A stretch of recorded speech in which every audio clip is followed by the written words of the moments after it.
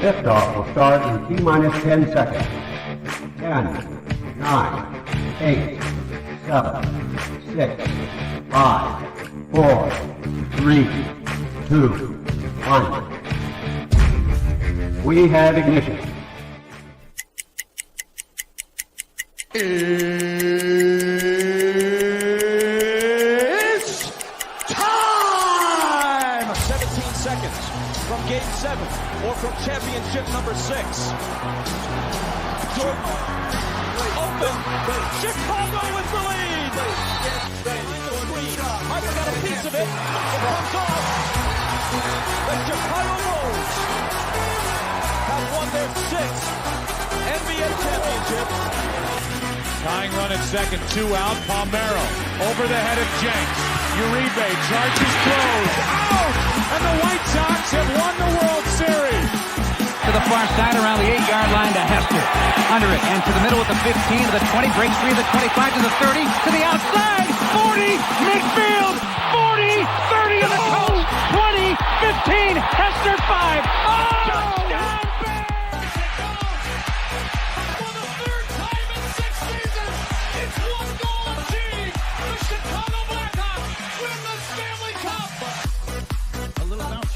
Toward Bryant. He will glove it in front of Rizzo. It's in time. And the Chicago Cubs win the World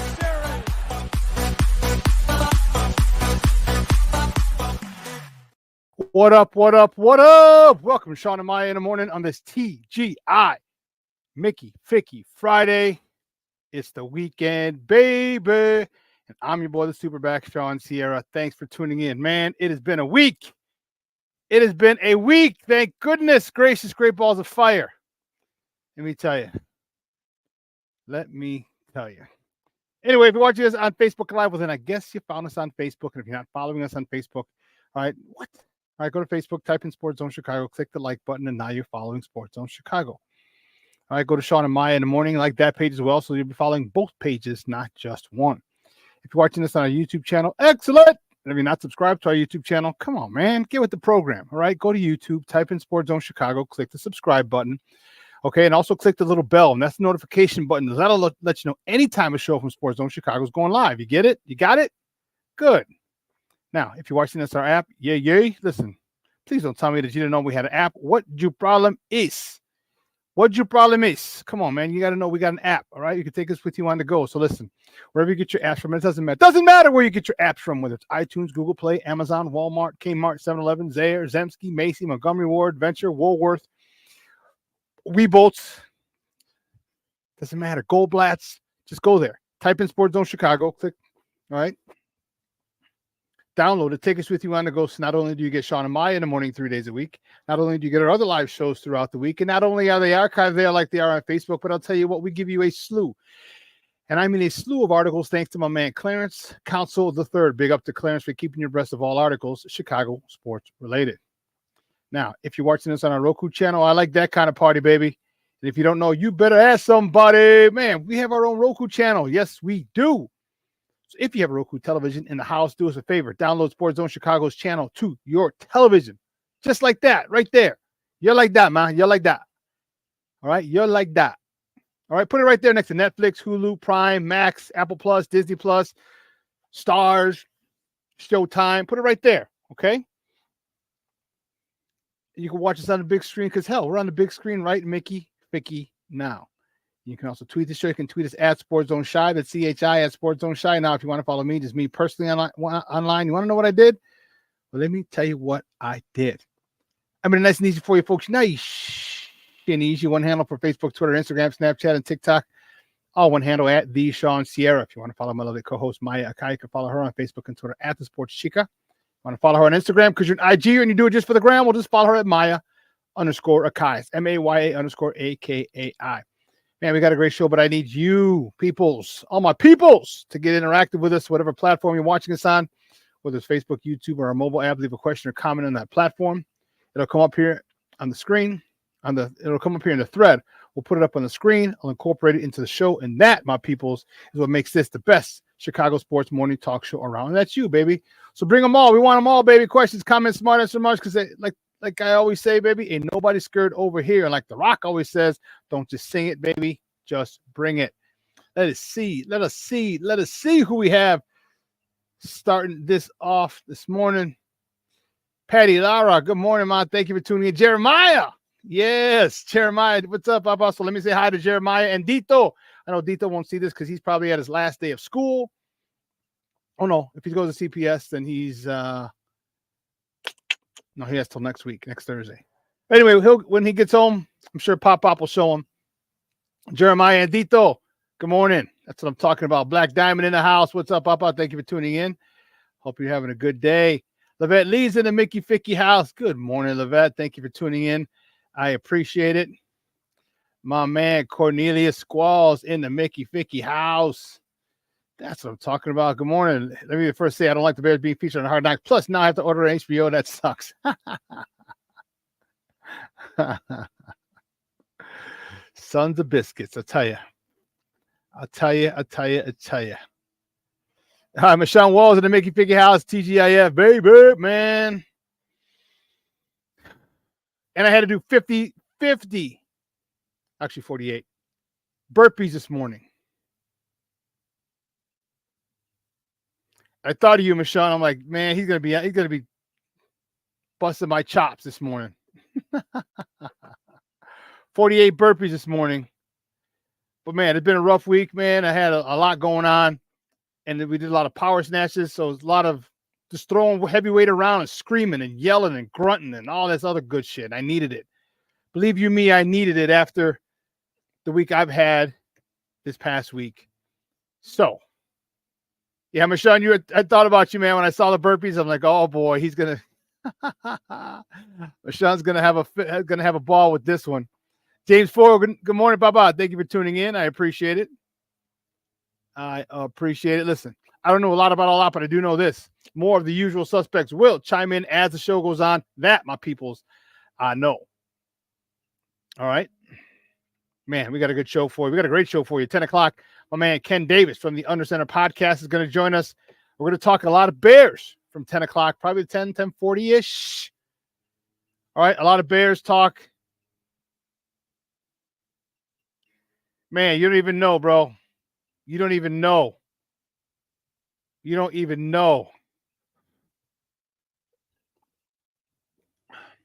Oh, another good one. Not as good as on Wednesday's tea, but good.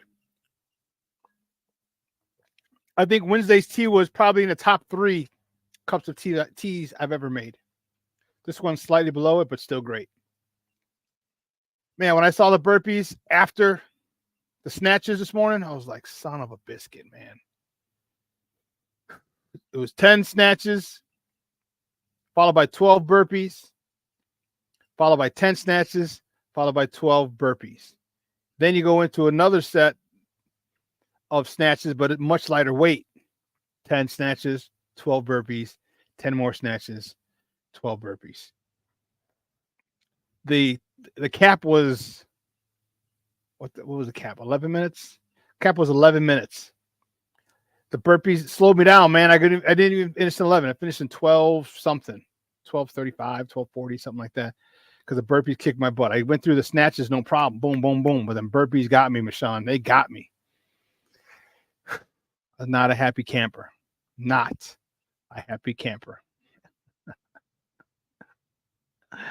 But it's 10 o'clock. Ken Davis is going to join us, man. We got a lot to talk about. The Bears, Hard Knocks. Yay, yay. The prayers of many Bears fans have been answered. And the worst nightmare of some Bear fans is upon us. A lot of Bears fans didn't want the Bears to be on Hard Knocks. A lot of Bears fans did. The Bears were always adamant about not being on Hard Knocks. But, man, NFL is a son of a gun, boy. I'm telling you, I think that they decided they wanted the Bears, and the Bears had no choice. Personally, that's what I think.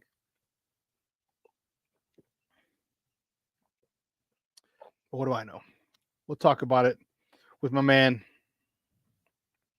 Ken Davis. We're going to talk about Caleb Williams, the little video they had out. Caleb to Williams Dunze was pretty dope. Yeah. We're still gonna talk a little, not too much, because I'm not gonna talk about Caleb struggling the other day. It's really a non-issue, but we do have to talk about it. It doesn't. It's for the thirsties. For all the thirsties, all right, who want to continue this nonsense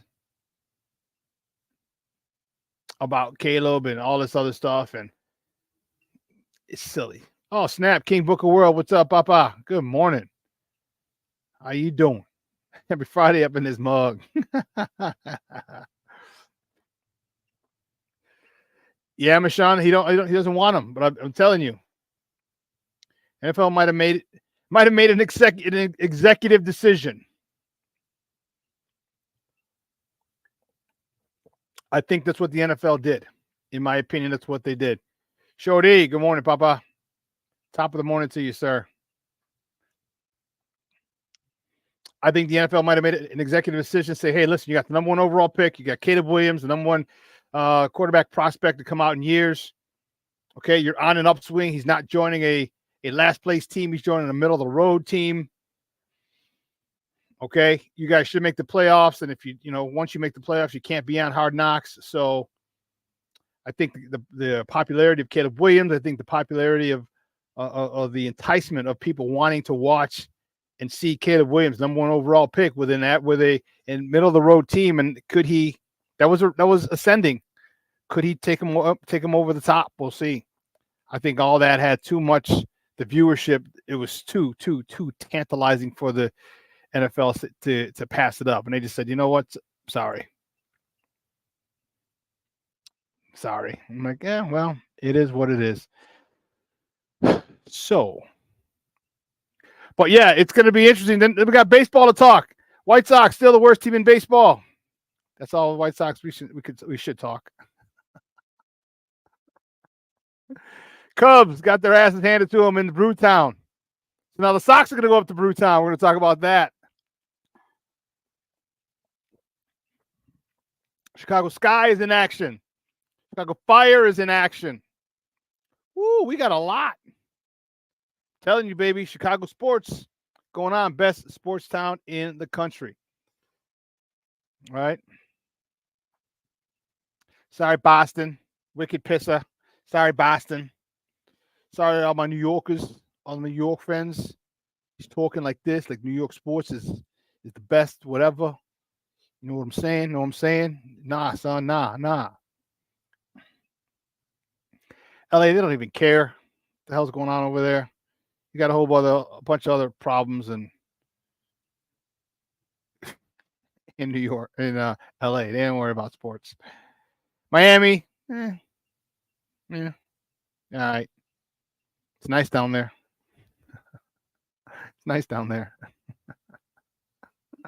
Well, we got a number 1 city for sports.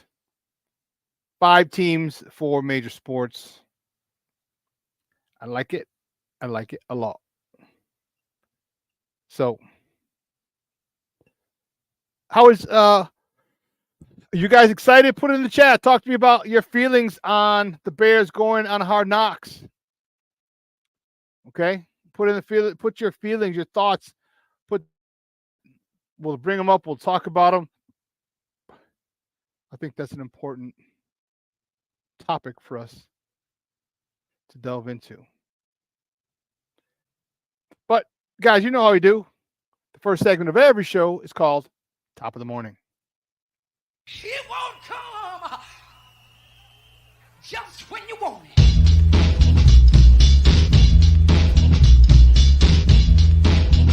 Top of the morning to you. Top of the morning to you. Top of the morning to you. See, which way do we go? We're going to figure out where we're going to go. I know where we're going to go. The Cubs.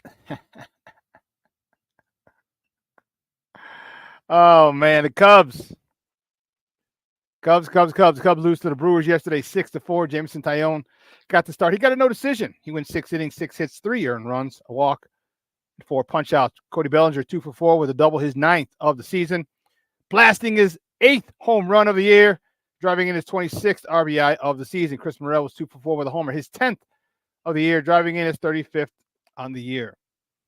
Mr. Outcast himself, Seiya Suzuki, actually Seiya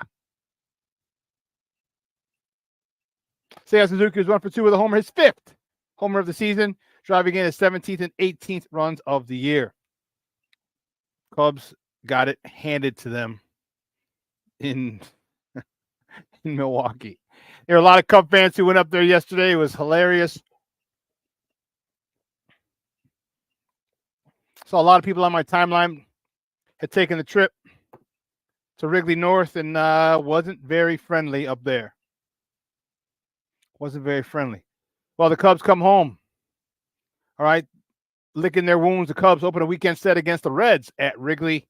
All right. Today's first pitch is at 1:20 p.m. You can see that. You can catch that game on the Marquee Network, or you can listen to it on their flagship station, 670 a.m. Javier Assad is on the bump for the Cubbies. He's 4-1 with a 2.17 ERA. He's going up against Graham Ashcraft, who's 4-3 with a 4.67 ERA. What is wrong with the Cubs? Is it just that they're still figuring each other out? I mean, I don't understand this. All right, I don't understand it. You know, it is they are far too talented to be where they're at. Far too talented, and it's befuddling to me.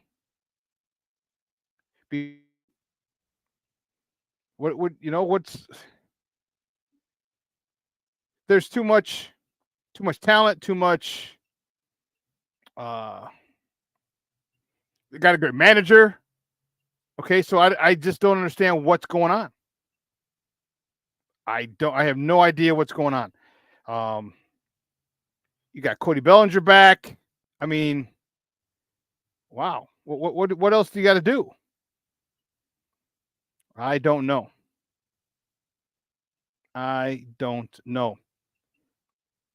But they better get it together. And I hope they get it together. I think they're going to get it together. But I don't know. That's the $1 million question. That is the $1 million question, because you're following back. You're at, let's see. Let me see exactly where you're at as far as. Damn, you're in third now. You just fell behind the Cards, the Lou.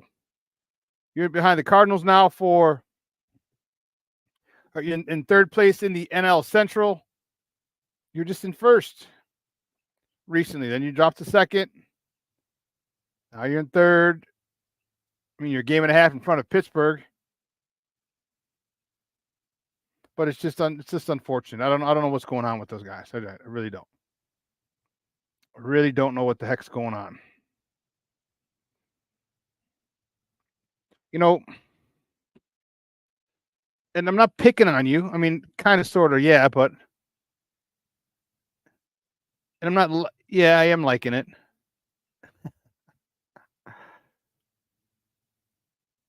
But all in all, like there's a situation here. There's a situation here. All right. And it's interesting that you get, you got the best manager available. Okay. He was definitely the best manager available. You're able to get him for this upcoming season. You stole him. You poached him from the division rival in the Brewers, and now you're they're taking 3 out of 4 from you. You go up there, they're booing them, which is understandable. But 3 out of 4? Like, come on, man. Like, what's the deal? Like, I know Cub fans are not happy. That I can tell you. Cub fans are not happy at all. But what are you gonna do? So the White Sox go up there today. Ooh. White Sox go up there today for a 3-game set. See how that plays out, because the White Sox are not very good, as you well know. The Brewers are. Do they take 2 out of 3? Do they sweep the White Sox?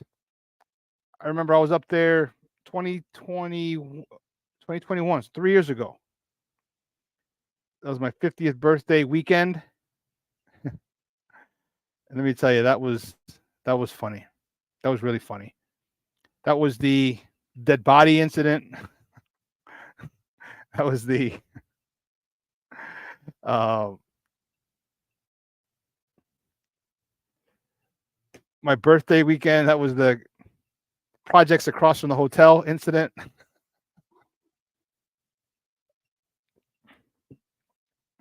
So let's just say next time we go on vacation, don't let Shawn pick the hotel. Book a world. Welcome to hell, Cubbies. Black Diamond says the hitting coach needs to be fired. Okay.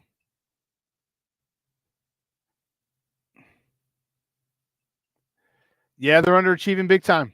They really are. But luckily, they're doing it early. They're doing it early. Okay? They're doing it early. So there's more than enough time to recover, more than enough time to right the ship, so to speak. Okay? And get it straightened out. More than enough time.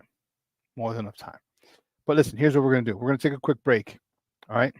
And on the other side of the break, what we're going to finish up with some more top of the morning topics. All right? So don't go anywhere, folks. Just keep it locked right here. Shawn and Maya in the morning on Sports Zone Chicago.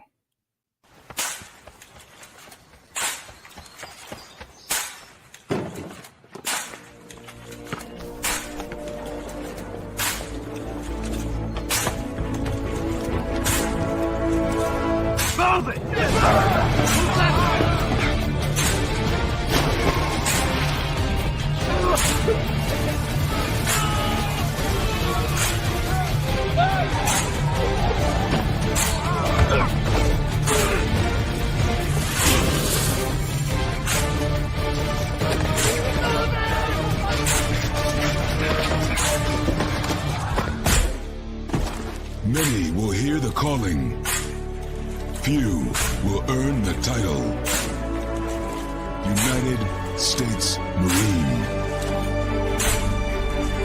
The few, the proud, the Marines.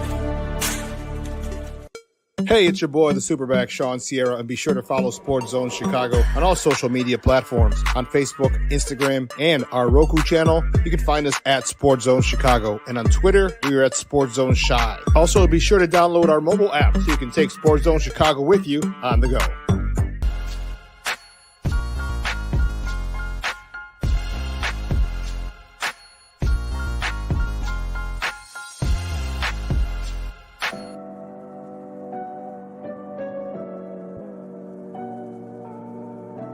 How do you take care of your mind health? For my mental health, I meditate in the mornings. I have my dogs. They're the best. I just find ways that help me just relax. Finding things that make me happy, like being close to my family. I meditate a lot and read books. I have hobbies outside of the game. I'm able to switch off. I'm able to turn my brain off from the game of basketball.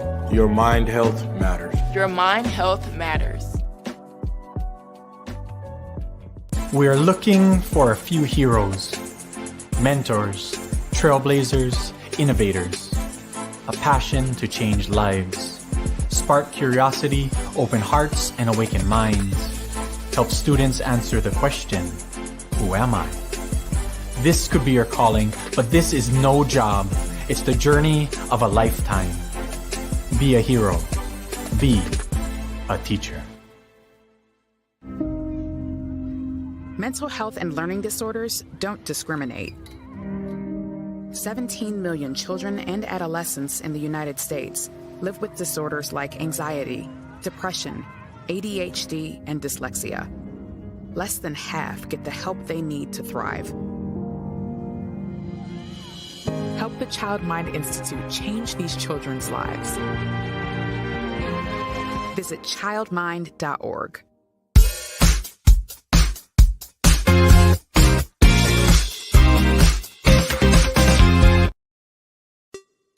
Hey, it's your boy, the SuperBack, Shawn, and be sure to follow Sports Zone Chicago on all social media platforms. On Facebook, Instagram, and our Roku channel, you can find us at Sports Zone Chicago. And on Twitter, we are at Sports Zone Shy. Also, be sure to download our mobile app so you can take Sports Zone Chicago with you on the go. Time out. How are you feeling right now? Happy? Excited? Angry? Overwhelmed? One of the best things you can do for your mind health is to name what you're feeling. It can sharpen your awareness and help you talk about your feelings with someone you trust. Here are 3 questions to ask yourself. Where are your thoughts right now? In the past, the present, the future? Do you notice any sensations in your body? Is your heart beating fast? Is there a flutter in your stomach? Or are you fully relaxed? What do you need right now? Time with others? Time to yourself? Remember, there's power in this awareness. So find ways to identify what you're feeling today.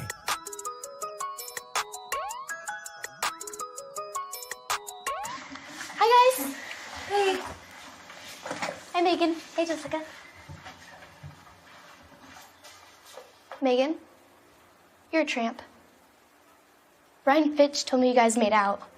Everybody knows. He said your breath smells like garbage. And he almost puked. He says you're the most desperate girl he knows, besides your mom. How many boyfriends does she have anyway? Lots? Your makeup makes you look like a clown. That zit is huge, zit face.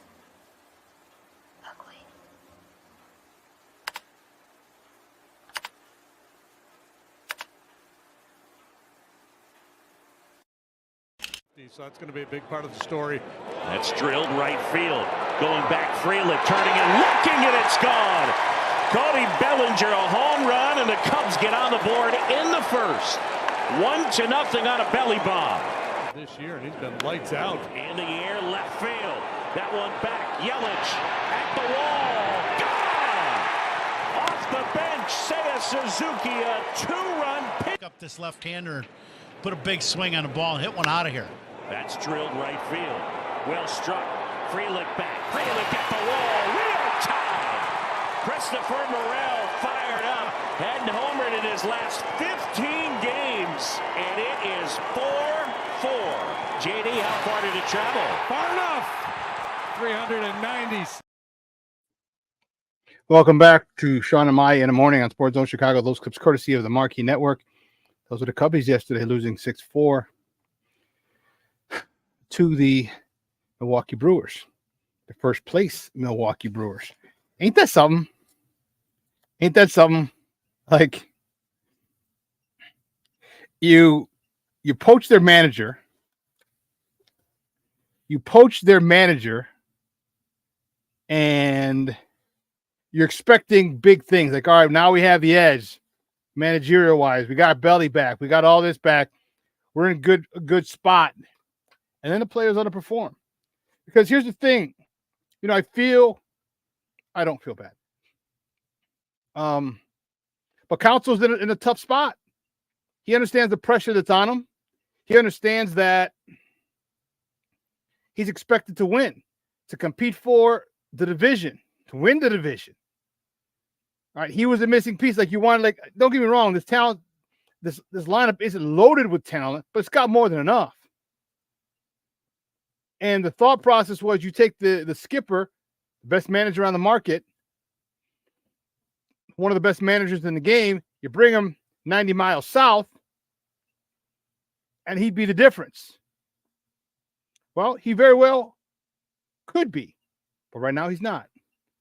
And, people everyone's going to complain about this move, that move when it doesn't pay off. But the bottom line is the players have to play.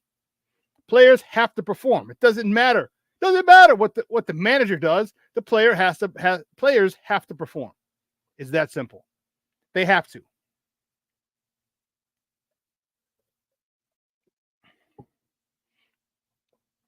All right. He's not the one making errors in the field, making base running gaffes in the field. He's not. All right, that's Nick Madrigal at third. Boom. Opening the door. All right, a lot of other situations. Okay, and it's tough. And you don't want to throw him under the bus because you don't want to kill the confidence. But by the same token, you know what? Maybe he should. Like, you're all grown-ass men. Okay, and if he calls you out, I don't think you would be, some players today, a lot of players today might get hurt. Their feelings are hurt. Well, guess what? Grow up. Because you screw up, you screw up. And if he calls you on it, well, okay. Deal with it and move on. Not enough horses for what, though, Cornelius? Like, I think they have enough to run the division, to win the division. Definitely, we're not talking World Series contenders by any stretch. They have enough. Their starting pitching's been very good this year. Starting pitch has been very good. It's a lot of self-inflicted wounds. You can't give major league teams, especially a team that won the division last year, can't give them extra outs per inning. You can't do it. Shorty. This is why I really can't get into baseball. Too many games, and when your team sucks, you know it early. But no, the Cubs don't suck. The Cubs are sucking right now, but they don't suck. They don't suck. They have talent. They have enough talent to win the division. They have more than enough talent to win the division. Okay? Talent with pitching, with coaching. They're just playing bad baseball right now. AC Adam in the joint. What's up, AC? I ain't even mad no more. Just bad news baseball city bad news baseball citywide this season. Yeah. Cubs are really the only chance that baseball fans have to get some good baseball. And they got to start playing good baseball because they're not playing good baseball. They're not doing it. Not doing it.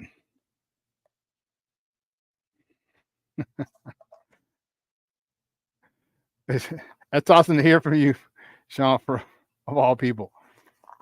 Well, I don't like the Cubs. It's more so not even the Cubs, it's the fan base. The Jamokes, the transplants. But I keep it a buck. I don't keep it. I'll talk shit about the Cubs.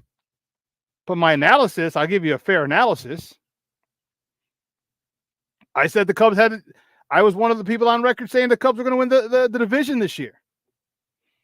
All right. Again, you poach their manager. You have guys, and one of the biggest things is Belly coming back. Is Bellinger coming back? He did. All right. Chris Morel's taking another step forward. What, 10 homers? Is that what it is? All right, this season. I mean, that dude's on fire for what, 30 homers, 30 plus? Yeah, Morel just hit his 10th. Belly just hit his 8th. There's a lot of power in that lineup. Ian Happ, Cody Bellinger, Dansby Swanson, Chris Morel, Michael Busch, Tauchman. Like, you got some bats in that lineup. And the names might not be big-time names and household names, but it doesn't mean they're not talented. It doesn't mean they're not talented.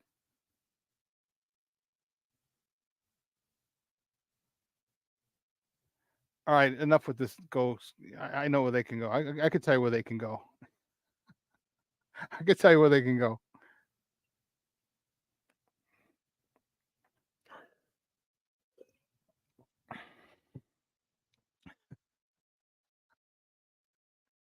I'm sorry. Anyway.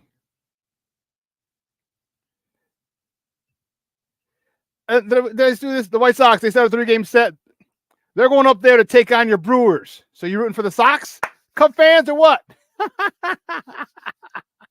You rooting for the Sox this weekend, Cub fans, or what? You couldn't get it done, so like, okay, let the Southsiders do it.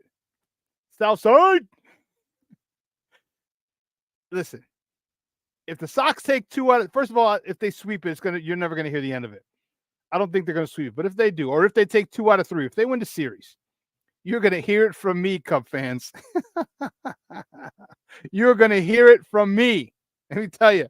The Sox start a 3-game set up in Milwaukee against the Brewers tonight. First pitch is 7:10 p.m.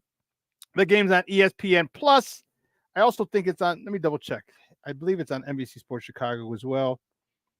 Yeah, it's on NBC Sports Chicago as well. Or you can listen to it on their flagship station, AM 1000. Eric Fetty's on the bump for the good guys. He's 4-1 with a 2.80 ERA. Going up. What? How did I screw this one up? I can't even blame Steve or no one. This was me. I'm the one who typed this one. Damn it, Steve. It's like, I can't blame you. Oh, Tobias. That's who it is. Okay. So you get fat fingers and you screw stuff up. There we go. There you go. Okay. There you go. Back up there. Eric Fetty's on the bump for the good guys with a 4-1 record with a 2.80 ERA. He's going up against Tobias Myers. He's 1-2 with a 4.43 ERA for the Brew Crew. That'd be today. Man, I didn't think about it. That'd be a nice trip. That would have been a nice trip like my birthday 3 years ago. We went up there. Definitely wouldn't stay at the same hotel, but Milwaukee's a nice town. Nice little town up there. You know, it's a nice little town. So I might be going later this month. Actually, I might be going when the Cubs play up back there again at the end. Summerfest will be coming up. It's coming up this month, or next month, because today's the 31st. So Summerfest is coming up. And what they did, if you've never been, I mentioned it before, it used to be 2 straight weeks. Now they made it smart. They did it 3 weekends. I think the first weekend is Thursday, Friday, Saturday, Sunday, and then the other 2 are Friday, Saturday, Sunday, which is cool. It makes a lot of sense. So I might do that. Maybe go up and catch the Brewers Cubs game. If tickets are too much, screw them. I'm not going to pay that much to root against the Cubs. No. But I would go up there for a night or two, probably a night. To go to Summerfest. Cool stuff in Chicago. We were talking about it on Nomad show. My show with Nomad on Wednesday. You know, we were asking about talking about vacations, and I was like, you know what, I'm probably gonna take a trip up to Milwaukee end of the month. All right, and then my Bears, the road games, stuff like that. So, yeah. Well, keeping it moving. The next top of the morning topic: the sky. Excuse me while I kiss the sky. That's what I'm talking about, baby. Big win yesterday at home. Big win for the young ladies. 83-73 over the Los Angeles Sparks. Marina Mabry, she led the way. 20 points, 7 rebounds, 7 assists. Elizabeth Williams, 17 points, 11 boards. Our girl Angel Reese, 6 points, 6 boards in the win. Sky won their first home game of the year. And I love it. I love it. More and more people were there, which is dope. And she didn't write. Yeah, where's the Sky? Sky at 3-3. Okay, Sky at 3-3. And let me see. This is what I want to see. This is what I want to see. I want to see how many people. What was the attendance yesterday? Come on, no me digas. Here you go. Here you go. WNBA Chicago. 10,000. Okay. 10,000 people. 10,387. Paid was attendance was 79 7,900. So 8,000 people were there. 10,000 paid. So a lot of no shows. 2,000 no shows. But you can still get, if you get to 10K on a consistent basis, we're doing good. We're doing good. But I'll tell you, as their games get against more and more and this was a high profile team, but I mean, LA's not doing very well. All right, they're going to Indiana tomorrow. All right, that game's at 11 o'clock. That's on ESPN. That's early, but it's 12 o'clock Indiana time. Okay. And they welcome the New York Liberty back on Tuesday. Okay. Still no radio, but oh well. But I'm happy for the girls. 3-3 for the ladies. 3-3 on the season. And they're fun. Fun to watch. The next top of the morning topic. Which way do we go? Oh, yeah. We can't forget. Western NBA playoffs. Western Conference Finals Game 5. The Dallas Mavericks beat the Minnesota Timberwolves 124-103. Luka Doncic, 36 points, 10 dimes. Kyrie Irving also had 36 points for the Mavericks as Dallas advances to the NBA Finals. All right, they advanced to the NBA Finals. It's been a while since they've been there. Was it the last time that they won it? I believe was the last time they were there. The NBA Finals start. Oh goodness, I thought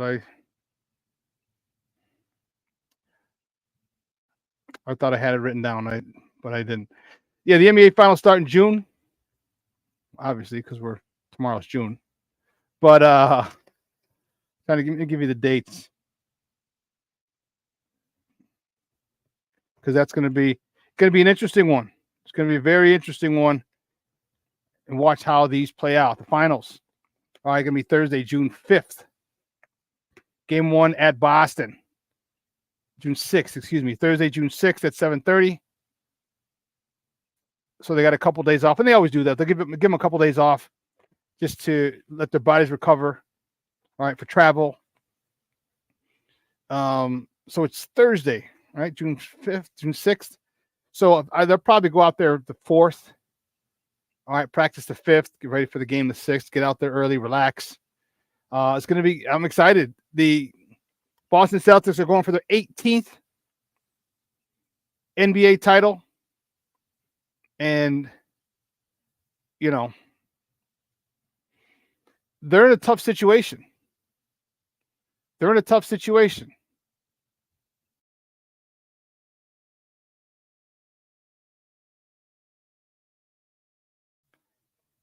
Yeah, they're in a tough situation. They've been favored to win the NBA title all year long. So they're in a tough spot. You win it, well, you're supposed to win it. If you lose it, then all the naysayers and the shit talkers going in.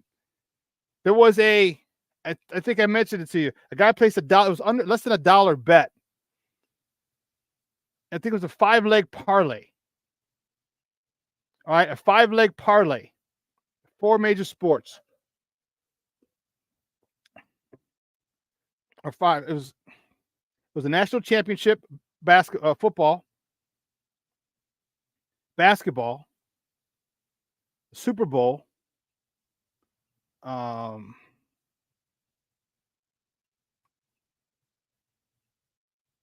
then the NBA Finals. I think there was one more. I couldn't find it again to save it. That dollar bet's going to win him about $23,000. That's insane.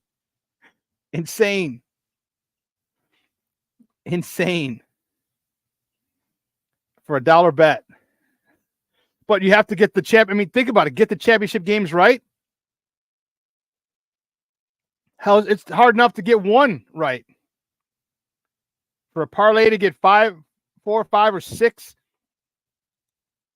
champions correct, man. Oh, Michigan. You had Michigan in I think it's the national championship game for Michigan, basketball and football. Michigan had football. Connecticut was basketball. That's insane. That is wild. Wild. that is hats off to him.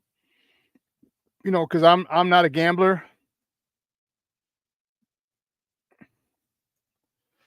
I'm not. It's too much.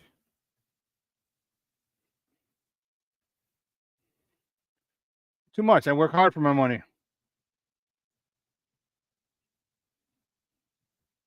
All right. I forgot one thing. Lakefront. There we go. The next top of the morning topic, Northwestern. Peep this bad boy. Northwestern unveils a rendering of the temporary lakefront stadium. I mean, you're literally right on the lake. When they say lakefront, they ain't bullshitting. That's lakefront.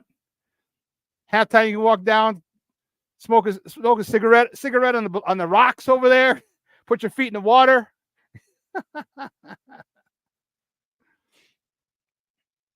And this is all for just this season. No, for a couple of seasons while they build a new Ryan Field. I think it's 26, so 24, 25. And then 26, they'll have their new stadium ready. That's pretty dope.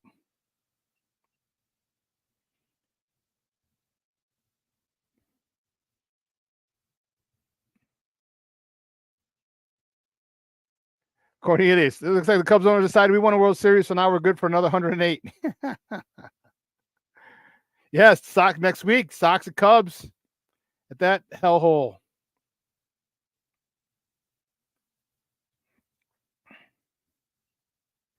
Boston's in for a big surprise against the Mavs. Here's why I picked the Mavs.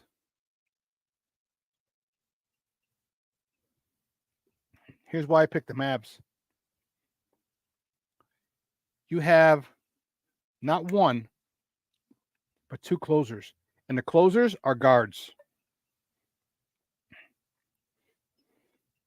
How many times? Oh, we'll talk about that in a second. Let's keep looking at the rendering for Northwestern's new temporary stadium, not their new stadium, their temporary stadium. Dude, this is dope. This is dope. Like I might try and hit a game out there this year just to see that.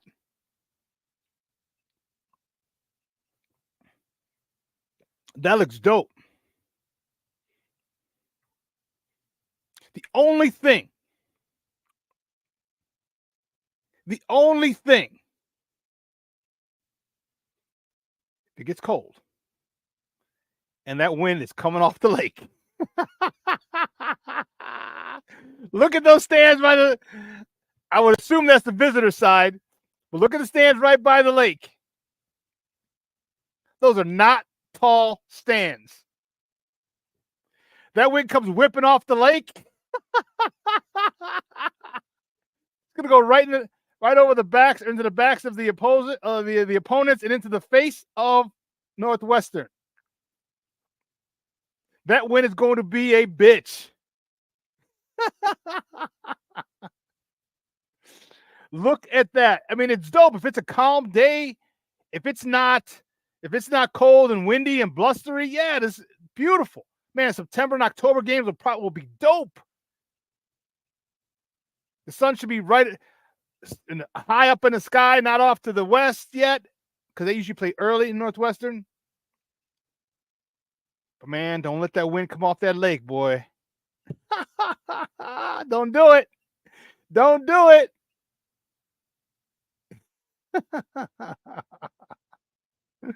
That is insane. Oh, man. Well, the next top of the morning topic, the Bears, baby. They did it. The Bears are going to be on Hard Knocks this year. Like I said, I think the NFL said, I'm sorry, Mr. McCaskey, you're going to be on. We're not asking you this time. We are telling. We're telling.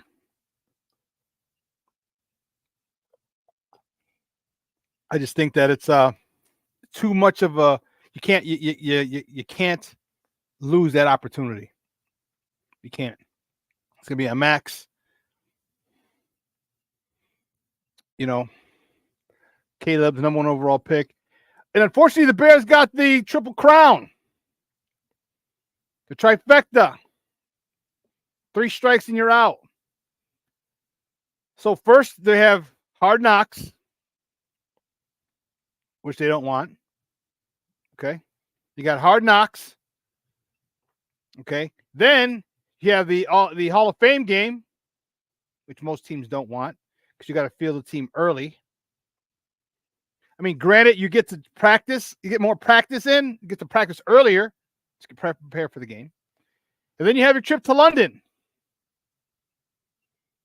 The trifecta, the triple crown. 3 things most teams don't want. And the Bears got them all in one season. They got them all in one season. It is let's put it this way, it's going to be an eventful season. That's for darn sure. That's for darn sure. Well, yesterday, speaking of the Bears, you know, the Bears were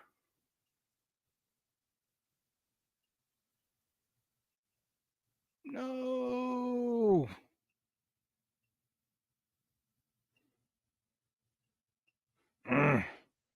Yesterday, the Bears were on the Lynx yesterday. Peep this. A little golf outing yesterday. See Caleb Williams.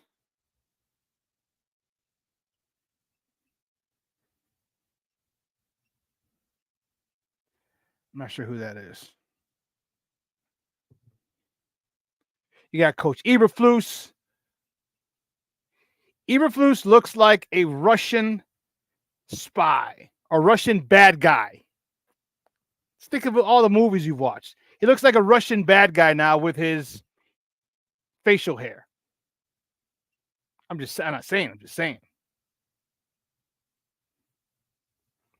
Tyson Bagent, and this the guy squatting down. I'm not sure who that is, but you got Tyson Bagent, and this is DJ Moore. Pretty straight, pretty good form.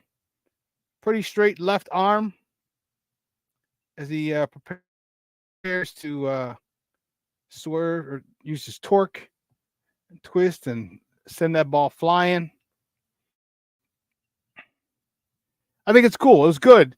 The one thing I really like about Poles, one of the things,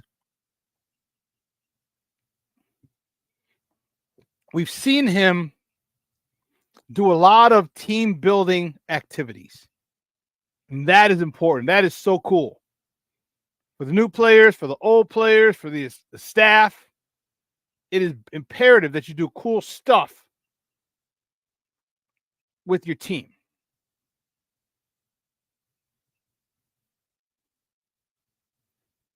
Imperative that you do cool stuff with your team. That's dope. Again, then you got Caleb. Caleb looks like he's been on a golf course before.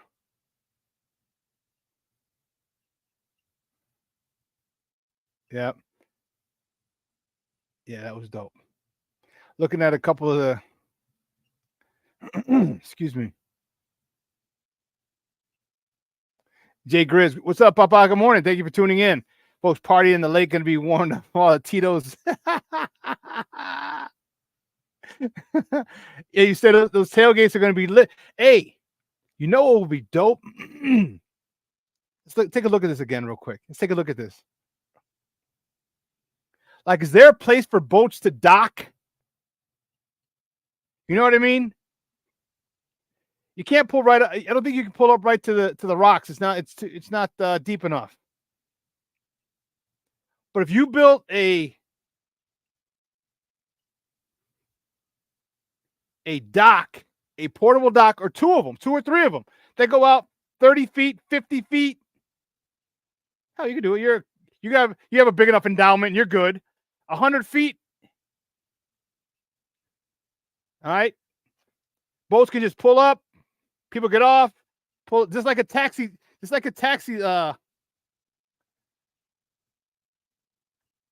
It's like a taxi lane. Just whoop, pull up, get off your boat, walk down the dock, walk in the back of the stadium. That would be dope. Do you know? Then, dude, can you imagine tailgating on a boat? That would be dope. Tailgating on the boat to walk into Northwestern's games.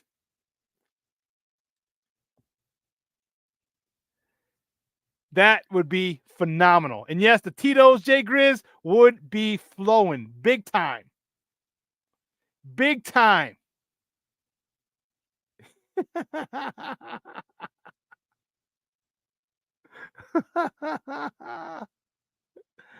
Oh, man. But I see a lot of you guys like that as well. A lot of you guys like the team building stuff, and that's important.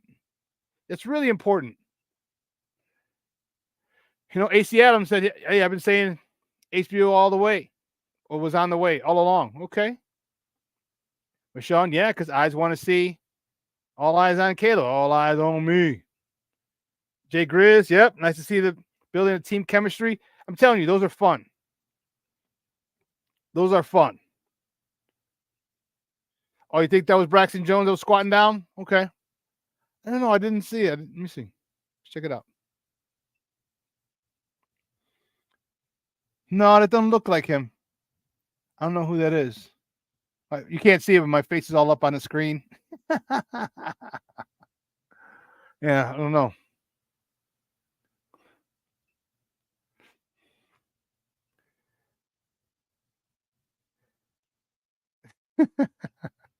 No, Shorty. You didn't. What you miss is that this is a temporary stadium while they rebuild Ryan Field or reconstruct it. He knocked most of it down, and they're rebuilding it. That's why I guess not reconstructing, they're rebuilding it. So they created a temporary facility to play. That's what, and this is literally, as you see, right on the lake. I hear you, bro. I hear you. Hey, listen. You know, some of the teams. So I won a national championship with the Chargers. I won 2 national championships with the Thunder.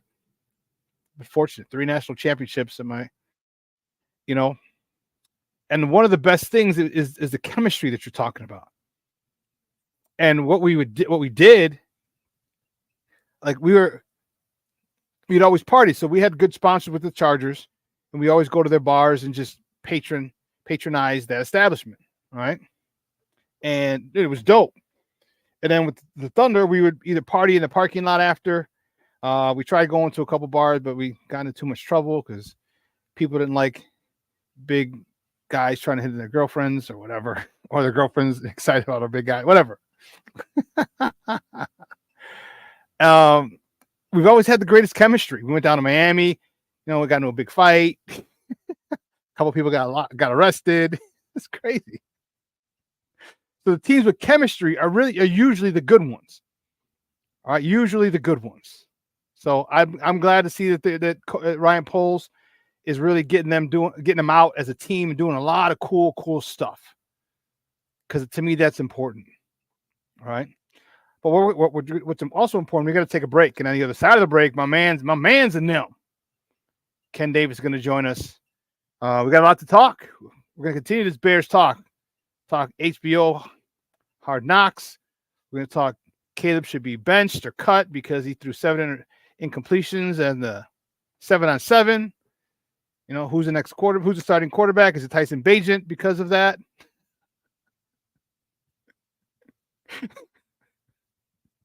We're going to talk to our man Ken on the other side of the break, so don't go anywhere, folks. Keep it locked right here. Shawn and Maya in the morning on Sports Zone Chicago. Hey, it's your boy, the SuperBack, Shawn, and be sure to follow Sports Zone Chicago on all social media platforms. On Facebook, Instagram, and our Roku channel, you can find us at Sports Zone Chicago. And on Twitter, we are at Sports Zone Shy. Also, be sure to download our mobile app so you can take Sports Zone Chicago with you on the go. Time out. How are you feeling right now? Happy? Excited? Angry? Overwhelmed? One of the best things you can do for your mind health is to name what you're feeling. It can sharpen your awareness and help you talk about your feelings with someone you trust. Here are 3 questions to ask yourself. Where are your thoughts right now? In the past, the present, the future? Do you notice any sensations in your body? Is your heart beating fast? Is there a flutter in your stomach? Or are you fully relaxed? What do you need right now? Time with others? Time to yourself? Remember, there's power in this awareness. So find ways to identify what you're feeling today.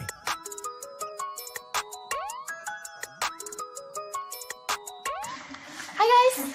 Hey. Hi, Megan. Hey, Jessica. Megan, you're a tramp. Ryan Fitch told me you guys made out. Everybody knows. He said your breath smells like garbage. And he almost puked. He says you're the most desperate girl he knows, besides your mom. How many boyfriends does she have anyway? Lots? Your makeup makes you look like a clown. That zit is huge, zit face.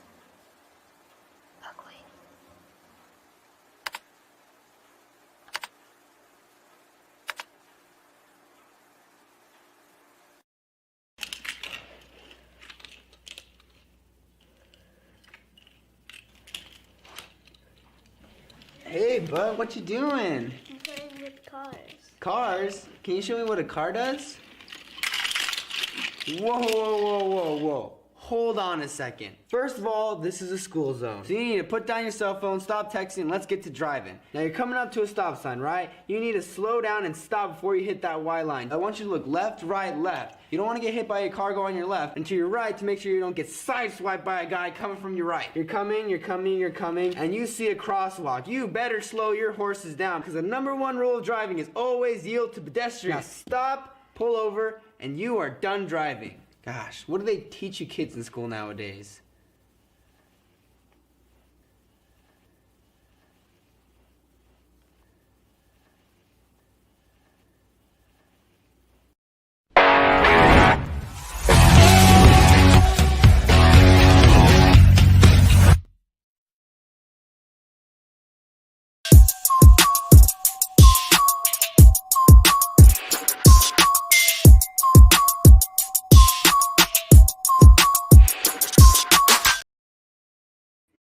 Yeah, welcome back to Shawn and Maya in the morning on Sports Zone Chicago. That clip courtesy of the Chicago Bears from my Hispanic, the Chicago Bears.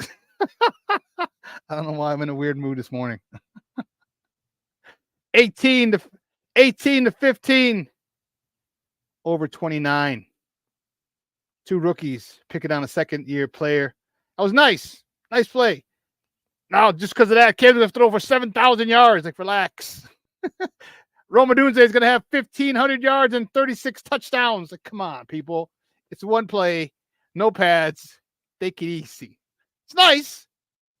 I like to see that. I love to see the chemistry. I believe me, I'm happy. I love it. All right. But it's take it one day at a time. It's a good TV show, by the way, back in the day. Anyway, you know what time it is. My man's in there. Man, it's been a little while since we've talked. Fired up to see him. Get in here, boy.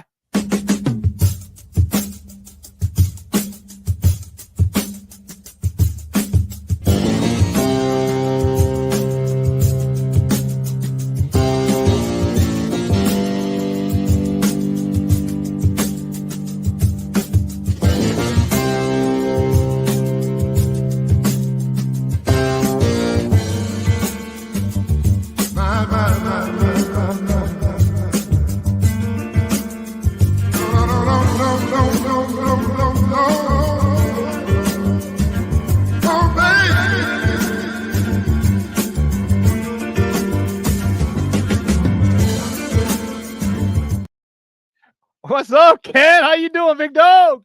I'm doing well, my guy. Shout out to Shorty, Cornelius, and of course Patty and Plank. Patty, tell the family I said what's up. Shout out to everybody, Shawn, everybody in the chat. Good to see you all this morning, man. I hope everybody's doing well and has a great weekend. What's going on, my guy? How you feeling? I'm good, man. This has been one hell of a week, man. And I was saying it earlier. I got to throw some weights around today at CrossFit like I needed it. And I forgot. Like I got there. Sometimes I get there early, 4:45, 4:40. I forgot that I was mad and just frustrated from the week. So I'm in the middle doing the first part, and I'm like, oh shit, I'm mad. I got something to be mad about. Man, I was throwing them weights around. I was yelling, grunting like a crazy mug this morning, dude. It was a good workout. So I feel good. Helped relieve some stress.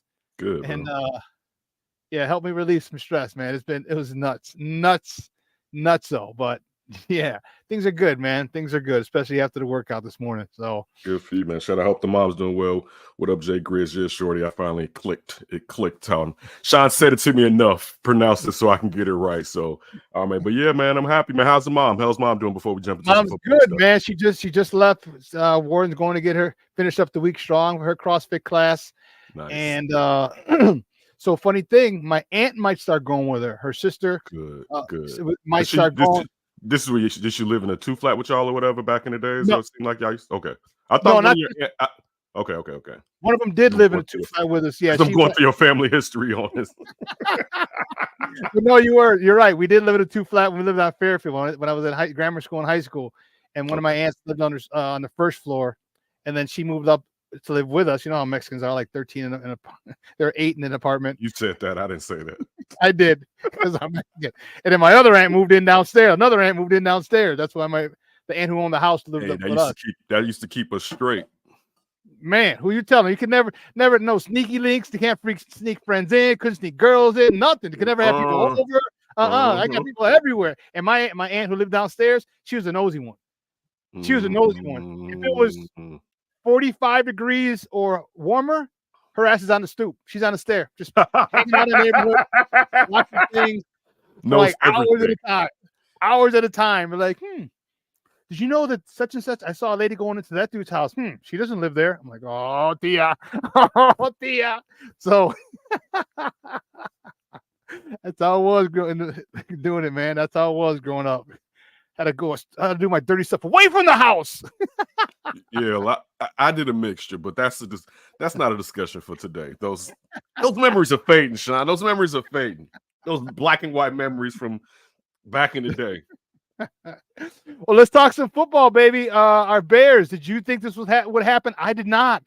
The Bears are now going to be on. It's been a debate. It's been a debate. Actually, our Bears beat reporter Alex Shapiro. He kind of called it with some of the equipment they have been bringing up there. So it's been a debate in studio where it was like, and then it was like, no, the equipment's just there for when they were going to come out and do like the opener and have different. But Alex was like, yeah, I think they're getting. He said 2 weeks ago, I think they're getting it. I think Hard Knocks is coming here. So we've kind of been talking about it. I mean, it makes sense from if this is a different regime, quote unquote. It makes sense if you're trying to control a narrative while you're trying to get something built either on the lakefront or in Arlington Heights to kind of use this as just a part of your marketing campaign. In my opinion, no one else said this. This is just something that I'm saying, speaking into it to a moment. It makes sense because you have a new narrative with this quarterback that you brought in Caleb, but also the weapons that you put around him. We saw how the defense played better towards next year. I'm interested in see the type of pressure they'll be able to put on the quarterback with only one force multiplier in Montez Sweat.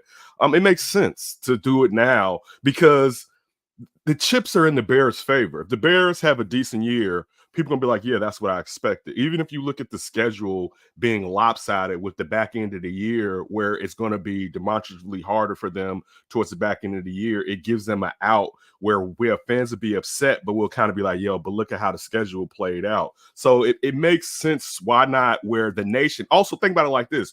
Why, when the nation has been waiting on Caleb Williams for 2 years, would you put him under wraps?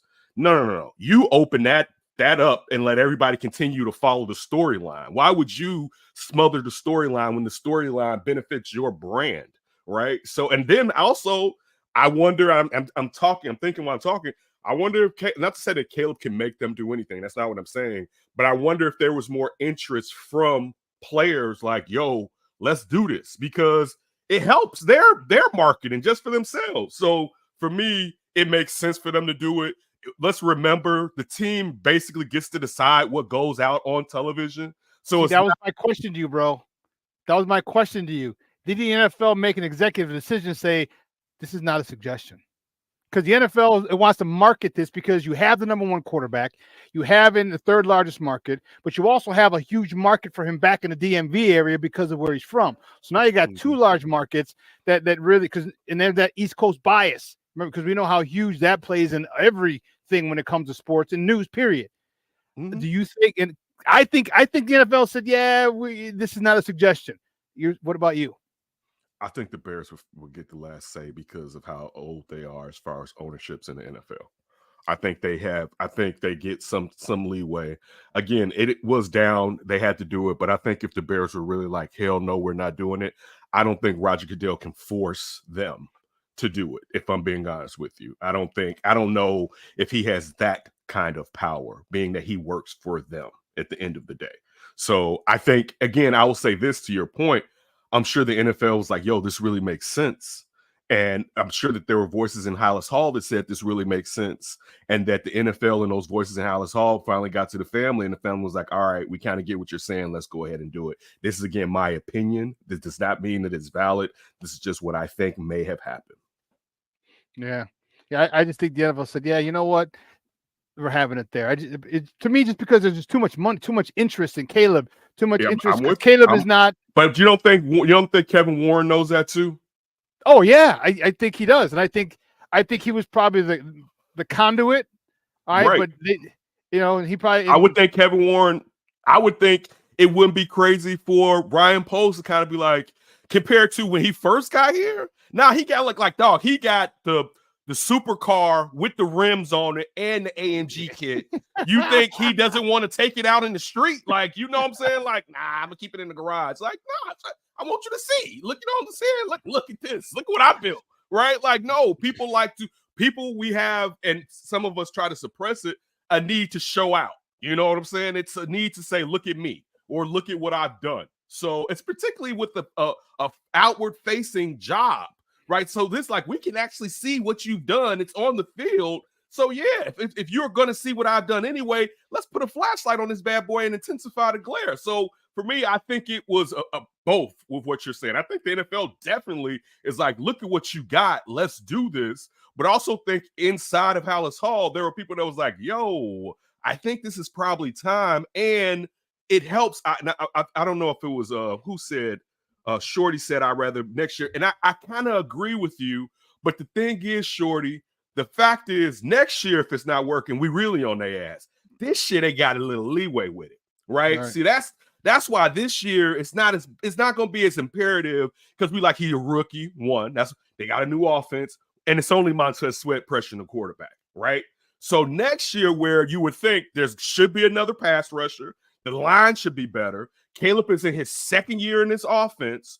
There's not many excuses next year. So if things aren't going right next year and it's on TV, we're gonna be on that ass. Like, yo, what the hell is going on? Compared to this year, we eating this is dessert right now. This is like, yeah, this is great. More. It's dessert right now. So I agree, but I see for them why it makes more sense to get it out the way this year, because they kind of have a built-in equity this year as far as how the season may play out, particularly because the schedule is messed up. Did we go over the schedule last time you were on? No, we didn't go over the schedule because that came out like a week or two ago, and I think I haven't been on here for like 3 weeks to a month at least. It has been about almost a month. So let's check this out. How big of a favor did the NFL do the Bears? All right, because till week 11 is really their first. Let me not say that. It's when their tough stretch begins, because Tennessee's going to be all right. Houston's going to be a problem. Colts, I think we don't know. Them, but you don't know what Anthony Richardson. This early in the year, you don't know how he's going to be running all over people. And he's been in the whole system a whole year from the coach's perspective, because he's hurt. Remember, so he's looking at it. He's learning. Like, he got a redshirt year like Mahomes did. So we don't know how that's going to be. LA, maybe. I think. Look, Aaron Donald being gone hurts them, but they're ahead of schedule. We thought that it was going to take a couple of years, Shawn. They were back. If the offense think about it, if the offense is healthy, Kupp and Puka, right, with the healthy Stafford, they're not to say that the Bears can't beat them, but it would make me upset if the Rams beat the Bears. Like the Rams, and they have a smart head coach. The Panthers should be a loss, even though the Panthers played the Bears decent last year. Jacksonville, the problem with that is the travel. So that could be something. Washington, I would take the Bears over Washington. The Cardinals played harder last year and seemed like the players that brought into the new front office and the head coach. And then you throw in the fact that now Kyler Murray has ace up his sleeve and Marvin Harrison Jr. They should beat the Patriots. Packers a problem. Well, let's stop at 10. Let's stop at 10. Okay. Let's stop at 10. Okay. So that's nine weeks. I had a problem picking 3 losses. I said, okay, I could easily see 7-2. I'm like, I could easily see 9-0, 8-1, and 7-2. I said, and if I look, I had to struggle for 6-3. Struggle for 6-3. Houston, okay, no problem. LA, maybe. All right. And then the third one I would say would be Jacksonville. But if we get out of those first 9 games, the first 9 games, 6-3, and then we go 500 the rest of the year, split the remainder of the season, and we go 10-7, that's a real possibility, Ken. I had them going 10-7 on the show. Okay. My cohorts had them going 9-8. Okay. Black Diamond says the third weakest schedule, best situation over our quarterback, playoff, no excuses. It's the back end of the schedule. That we could say it's the third weakest schedule all at once. You're in the toughest NFC division now. All right. Usually the Bears and the Kitties don't have their shit together. All right. Usually something's not right. You could count the Vikings may be good. Not saying they're going to be good this year, but look at their skill set. Green Bay has their stuff together. Now the Kitties actually have their stuff together. So the Vikes are the only team that you think of as being weak in the division, and they have perhaps the best receiver tandem, one of the best receiver tandems, I could say, with arguably the best receiver when healthy in Justin Jefferson. You have Jordan Addison. You have TJ Hawkinson. You have Aaron Jones at running back. And you have one of the best defensive play callers in Brian Flores dialing up plays with Lord knows how he's going to use Dallas. What's the name from Alabama? Yeah. So that it's the division, and then in that you got who knows how Seattle, maybe the Bears should be Seattle, but you got the most physical team in the NFL and the 49ers in that too. Yep. That's a rough stretch on the back end of the season. There are basically talk about this though, bro. Let's talk about this. That's 10 weeks of getting your shit together. That's 10 weeks of ironing out. That's 10 weeks of having where you get the bad game from Caleb, where the offense can't score, where the defense gives up a crazy thing. That's 10 weeks. We don't start like by week 10 or week 11, the game 10, week 11. I said at least one of the training wheels got to be off, maybe both, but at least one. And because you're going to go through a whole bunch of trials and tribulations in the beginning, and those teams might not be able to exploit you like the teams in the second half will exploit you. And there's an old saying, you can learn a whole lot by almost losing. Yeah, then rather than losing. How did that go? If you don't need to lose, you don't need to lose to realize where you're deficient.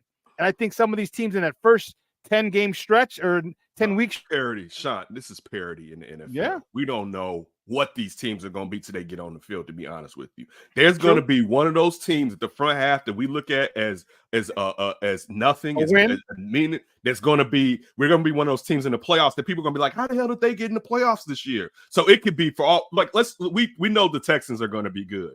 It could be Tennessee, or it could be Jaguars. I was gonna say the Colts. The Rams, I already said it could be the damn Cardinals. So one of these teams is going to be, and if maybe not two, and one may be good, one may be average, but one of them is going to be better. But look, the flip side, one of the teams in the division, injury may make it to where they're not as tough. Jared Goff can go down. Jordan Love can, But just still saying, when we're saying the third week is scheduled, the Steelers and the Bears got a raw deal on the back end of their schedule, playing in the toughest divisions in both conferences. Yeah. You don't want to have those 6 games that you have to play in your conference in the back end of your damn dog. Let's get a couple of these at the front. So one, we can gauge where we're at in the division. Like, that is a raw deal. The NFL with this balance, that wasn't balanced. I don't like it. I don't care for it. I'm not going to whine too much about it because it's real life. Sometimes if we play sports, some schedules don't fall the way you want them to fall, and you got to go out and play the game. But I'm still talking about the narrative and the context of what may happen, to where they may have a good year, but it may not feel as good at the end because they playing some real team. They play the dog. If Green Bay takes another step, like remember last year, they spent a lot of their equity draft capital on the defense. They improved that. If the defense is good all year long, that's a problem. If Jordan Love doesn't regress, it's a problem. But what if he takes another step? That's a problem. We already seen in Detroit, they know how to get their shit together. That's a problem. I'm not worried about Detroit. I'm not worried about Detroit. The Bears play Detroit well. But for me, until Ben Johnson leaves, I don't trust the kiddies, and I mean that on the flip side. I don't listen, dude. They came back, I was mad as a mother hugger. Yeah, I'm sure you had to be. We expected we ain't got to worry about Jared Goff fast no more, because I'm waiting to see Jared Goff without Ben Johnson. I'm waiting for it. I'm like, I just want to see. Look, if he's nice without Ben Johnson, props to you. You're him, right? I just want to know how much of it is a mixture of both of you. But right now, Ben Johnson is still there. Right. Yeah. Right now, they got one of the most explosive players, and we haven't even talked about him. And I mean us in all of football, in Jahmyr Gibbs, that's in his second damn year in the NFL. Right. Like, think about that. Like, dude, this could be, it's a good thing that this division is tough because steel sharpens steel, but teams are ahead of the curve compared to the Bears as far as where they're at in their rebuild. You look at the fact that really Green Bay didn't rebuild. They just changed quarterbacks. You look at it. Loaded. Yeah, Detroit did rebuild, and they're ahead of their schedule. And you look at it where the Vikings were trying to do a little bit of both.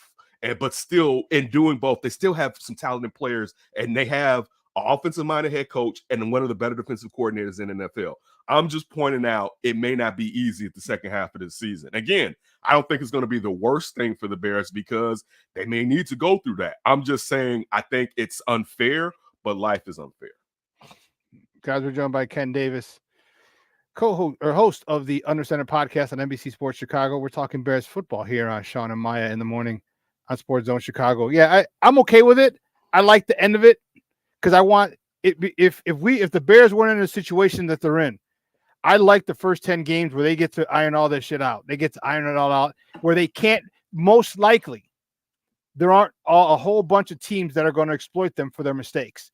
All right, you have a couple, but I think they're going to be able to overcome a lot of those mistakes in that first 10 weeks with the teams that they play. The second half of the season, yeah, not so much. So now you have it, and here's why I look at it and say the Bears are in a good spot. All right.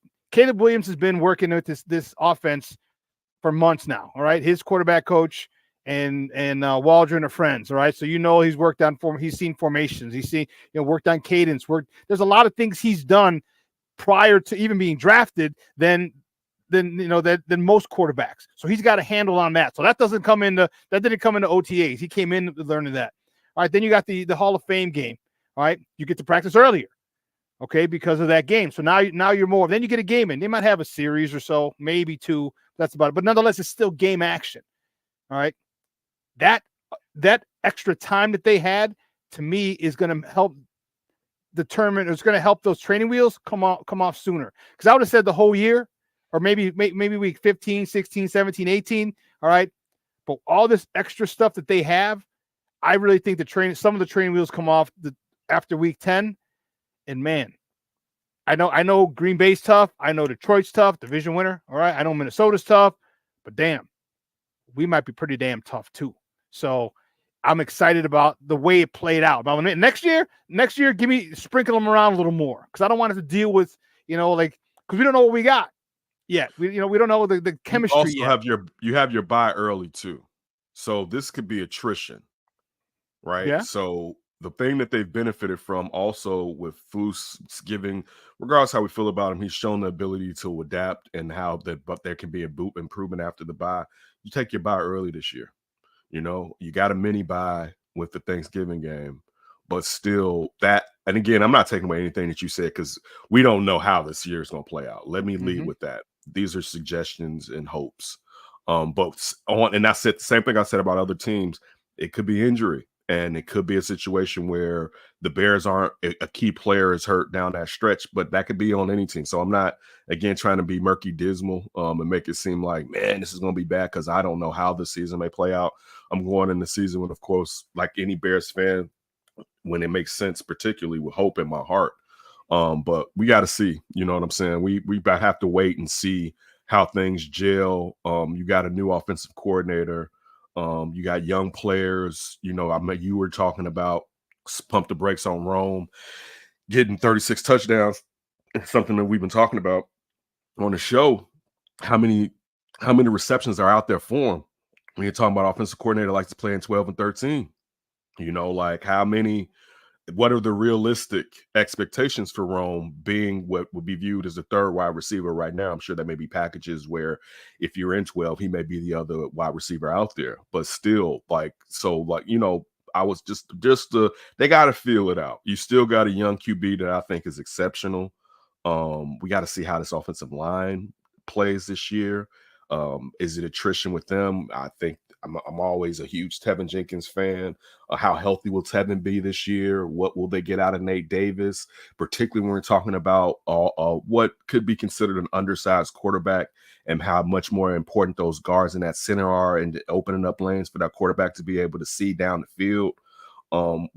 There's still some questions, you know, and it's not bad. When you look at what Ron Poles has done in this short amount of time, the holes are unreal.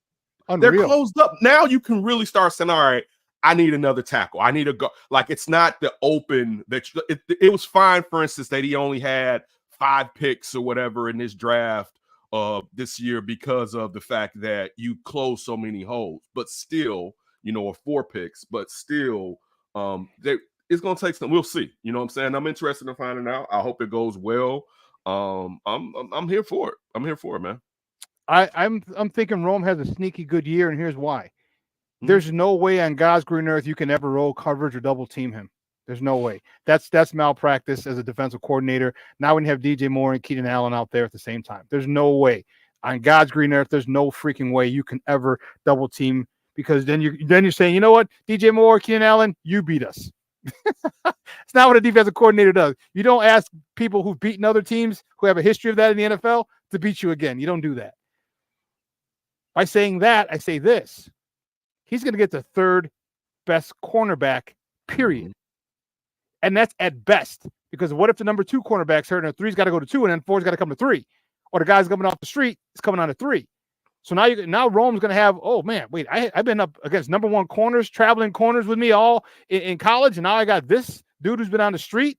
And I'm not saying that he's going to be a jamoke, but the talent level from cornerback 1, a lockdown cornerback 1 in the NFL, to a number 3 cornerback or number 4 cornerback, there's a very big disparity. So I'm looking for him to have a sneaky good year with Rome. And you also said put some numbers on what a sneaky good year. I'll say 6 to 8. 6 to 8. Okay. I don't think if he gets 6 touchdowns, that's crazy. No, I'm sorry, 6 to 800. I think 600 yards is where he gets. I don't think that's crazy. I don't think that's we're talking the same talk here. But it's in less catches, is what I'm saying. That's what. Yeah, we're talking the same. This is so when you poo-poo on me, this is what I'm saying is it's realistic.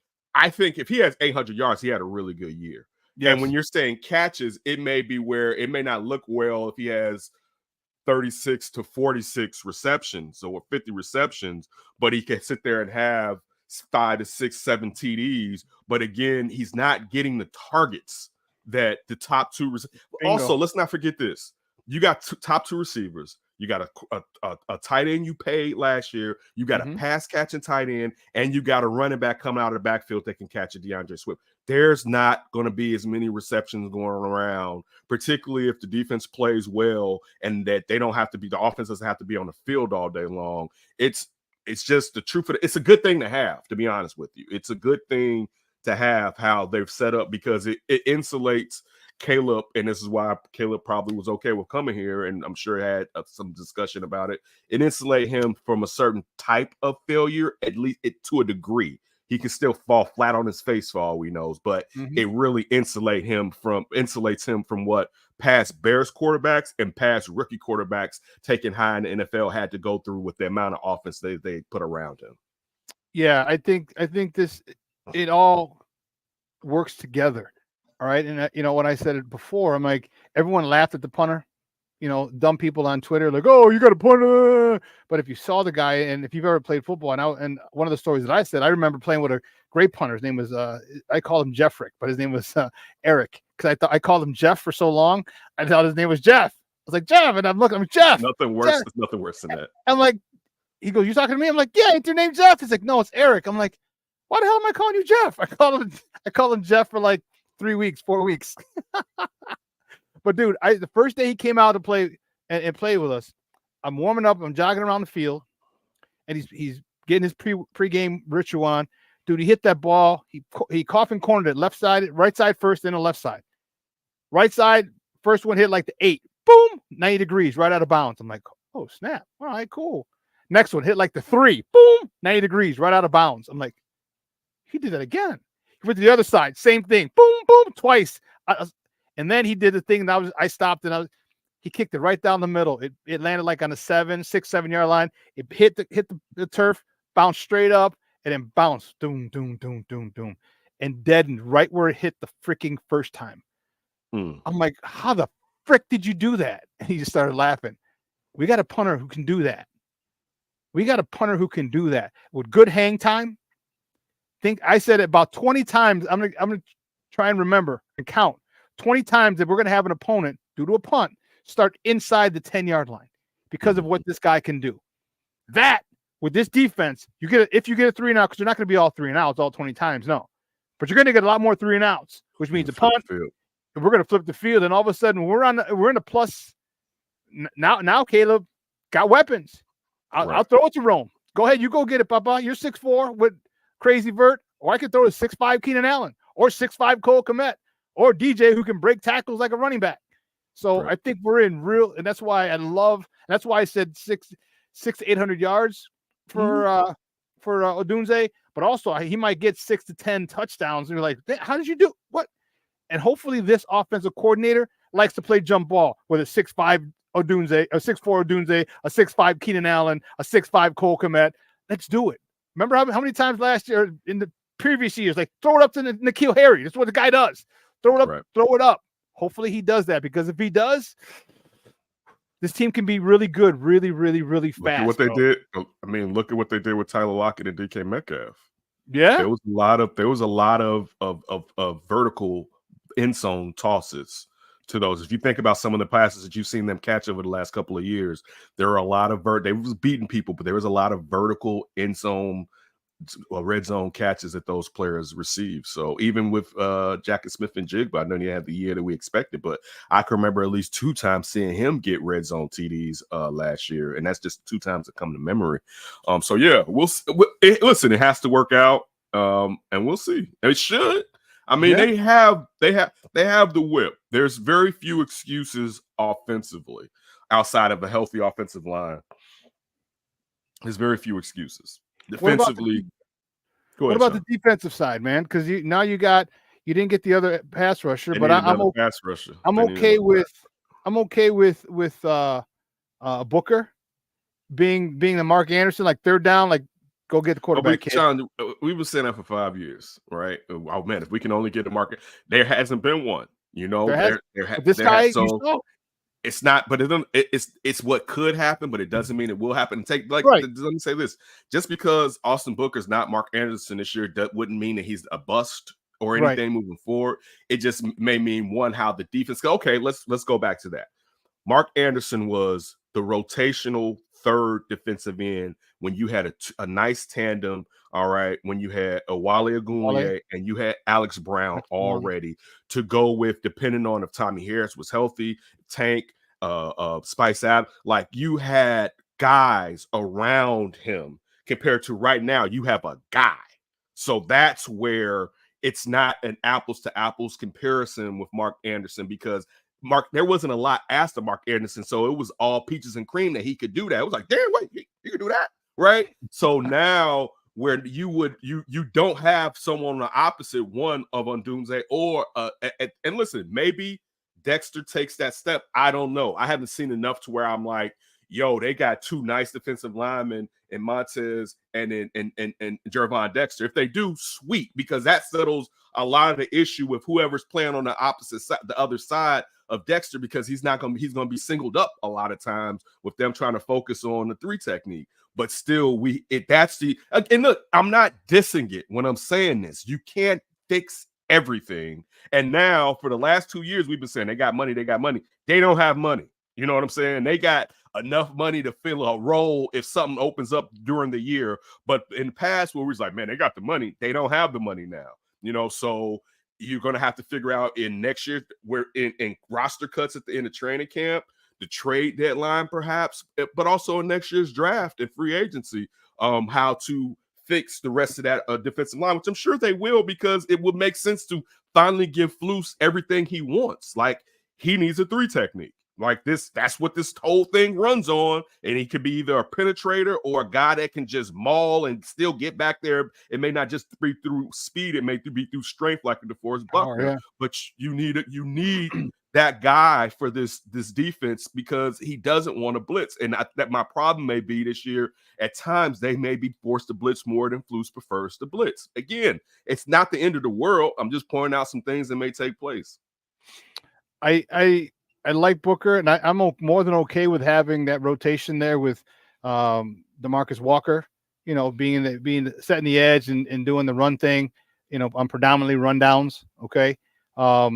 But when it's 3rd and 8, you know, yeah, DeMarcus, you'll get a couple, but man, especially he's gonna be kicked in the inside, but he's gonna get kicked. He may get it could kicked be in the inside, probably. It could be. And that's where he would be. That's where you would bring Booker out.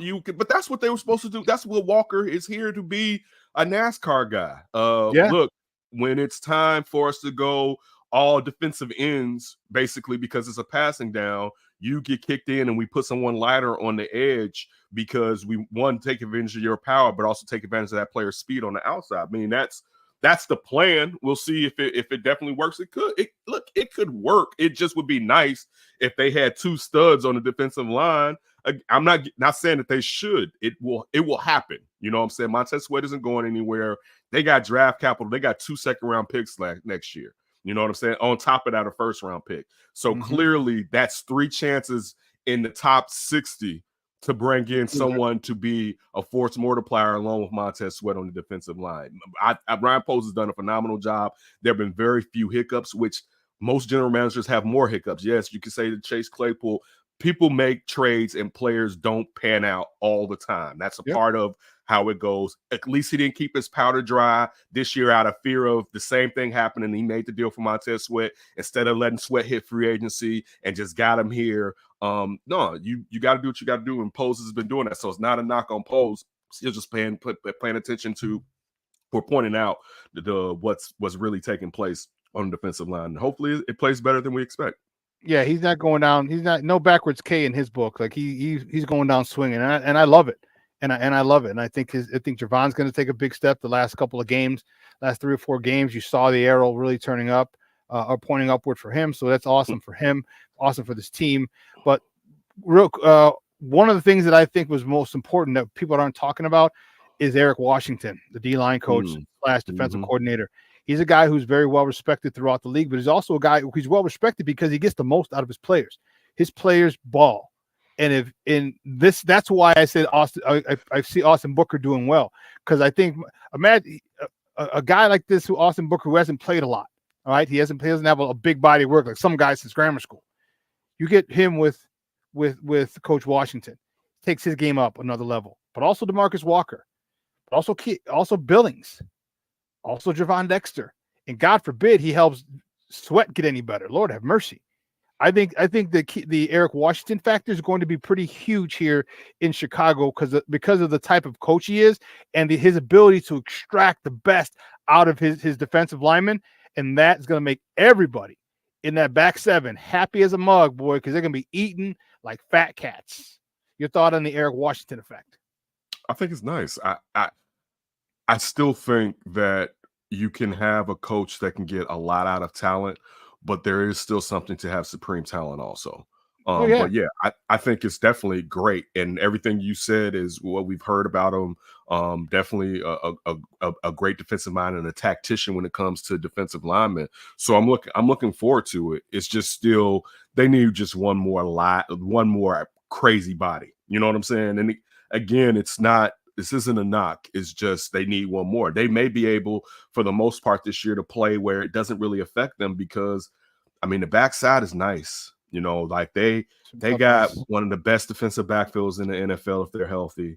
You like the question now. Think about like how and Brisker, it's still one of our guys. The question now is, can he stay healthy? What level can he go to? Because Kevin Byard stays healthy. We know he's a turnover machine. You look at Kyler Gordon. Kyler Gordon is killing it at nickel. Listen, I know he got ate up last year, but man, I like me some Tyreek Stevenson. Like the athleticism. Well, he got it up early. No, he didn't get it up late. He got it up early. But Jalen's a stud.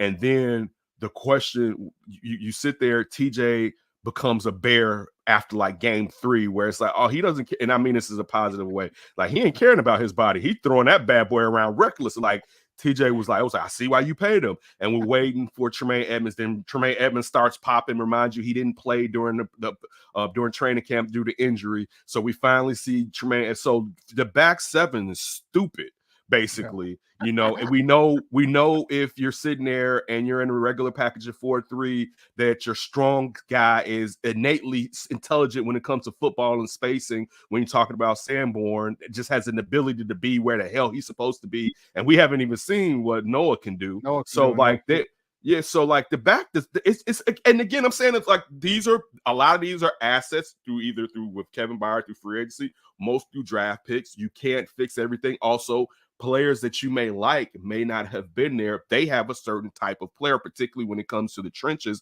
But in general, they have a physical type that they like.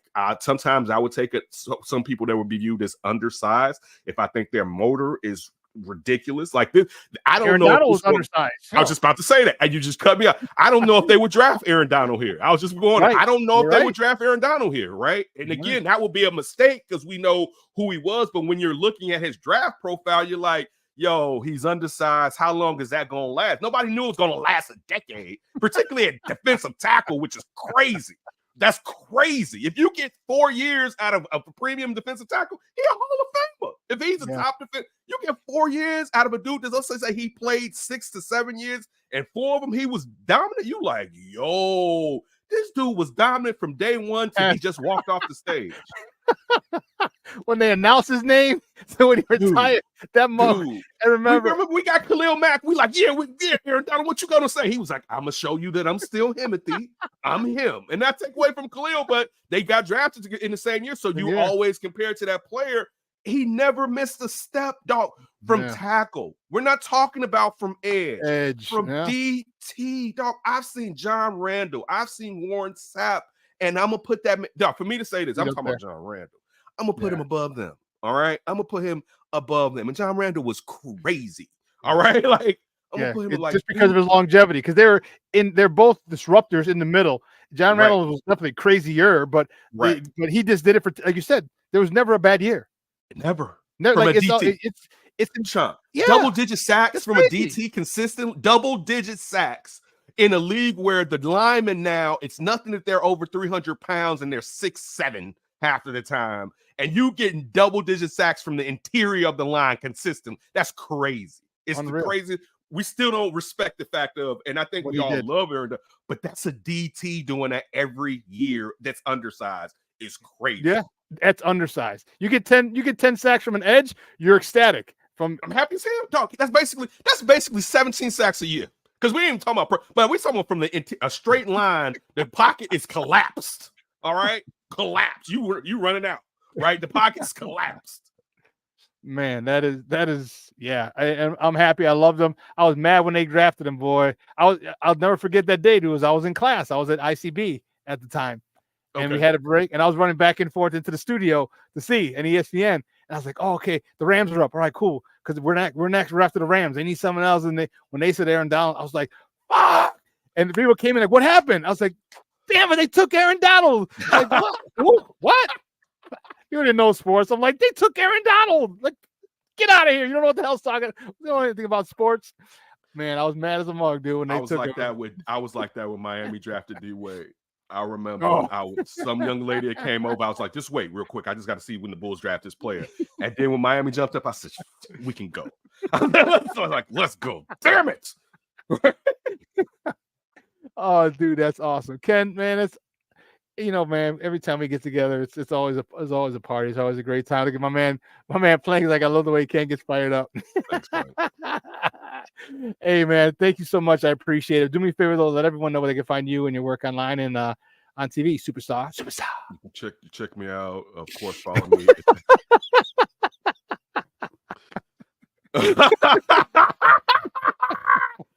What's Shorty's show, Shawn? What's Shorty's show?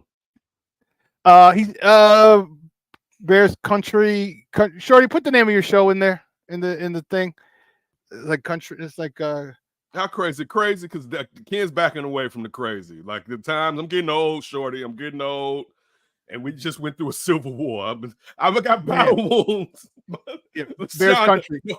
The horse is gonna have one hoof up from the fact that the injuries from the Civil War took me down years later. Yeah, Shorty, hit me up and I will see if we can get it together. Of course, in the Lara family, which is always one of the best families in the city of Chicago. Follow me at That's Davis. Hit me up direct on Instagram. Hit me up on Instagram. Hit me up on Twitter or something. X. You can always check me out on the Under Center podcast, which comes on every Wednesday at 5:30 p.m. Also, usually now I'm the digital host of Football Night in Chicago. I'm sure I'll get some run in the studio within the next month or two. So just check me out at NBC, and of course That Davis Show. I'm going to start doing some stuff over there because I need to make some money in my life. But everybody, I always appreciate you all. I hope you all have a great weekend, and everybody, please be safe. Shout out to Mondo, and look forward. Hey, Bears, hopefully it goes well. Hopefully we just have a good time this year. Like, we deserve it. Like, everybody that follows this team and follows Chicago sports, we deserve better. So hopefully we get what we deserve. But everybody, I'll holler at you next time I join here. Shawn, you know you're my guy. Love and everything, and keep taking care of your mama, man. I always like to see it on social media. No problem. I love you, man. Thanks, brother. We'll talk soon, and we're gonna. I'm gonna call you this weekend. We're gonna set up a day for lunch or for brunch on a Saturday or Sunday. And dude, I told you I got that thing. I had a gift for you. It's over a year old. You will love it. Love it. Okay. Real quick before we go, because your thoughts, real quick, on the Negro League statistics now being incorporated by the major leagues, and now we got a new batting title champion. I love it. I mean, why were these other leagues brought in back? What was this? The 60s or 70s? The Federal League and all of that, and you had the best Negro players playing each other, right? Yeah. So what's the same as you had the best white players playing each other? And we know how great the sport was because they wouldn't have integrated because they were like, yo, I like that over there. Yeah. So there's some luxury about money. Like, I don't care if he's colored, but because he can play. That boy can play. That boy good. My brother broke Branch Ricky's head. I mean, dog, I used to have a book. Used to have this like childhood book that I remember my mother got me, and it was like a different type of item, like it was baseball, but it would talk to Jackie Robinson. And I remember growing up reading about Satchel Paige and Josh Gibson, and they should be respected. They're Americans. They played a sport that's the same sport regardless of color, and to a degree both of the sports were just one color basically. So why is one superior to another? So I mean, no one's better than me. So, and I mean that as a person that doesn't believe anybody's better than anybody else. When I say that, I don't mean that from arrogance. I mean that I don't think a person should be like, I'm better than you. There's something wrong with you. But anyway, that has nothing to do with what you're asking me. I think it's great. All these years that these people haven't been as heralded as they should, they deserve it. And so it's great to see that baseball is finally doing the right thing when it comes to these gentlemen. I hope their families enjoy it. And I know that it's not all the way done. I saw Dorsey on Pat McAfee's show talking about they're only at 75%. So I look forward to seeing how it goes, and I look forward to more of an open and honest conversation. I don't think today we have to act like we're kids when we're having discussions about life. Like, I'm a grown-ass man. Let's have a grown-ass discussion and not get caught up in your feelings sometimes when some things are right and some things are wrong. Like, I don't know, Shawn. We could talk about that when we go out for that lunch or brunch. But yeah, I love to see it because it's something near and dear to my heart, particularly here in Chicago. When you're thinking about right there at Comiskey, you had teams like how big it was here, how much business it used to bring to our communities. Yeah. So it's something that I think all society, but even just as far as Black people, we should look at, because some of those ways we need today, to be honest with you, when we're talking about circulating a dollar consistently within our community. But that's the discussion for a whole nother day and a whole nother subject matter. Dude, great stuff, man. Any big plans this weekend?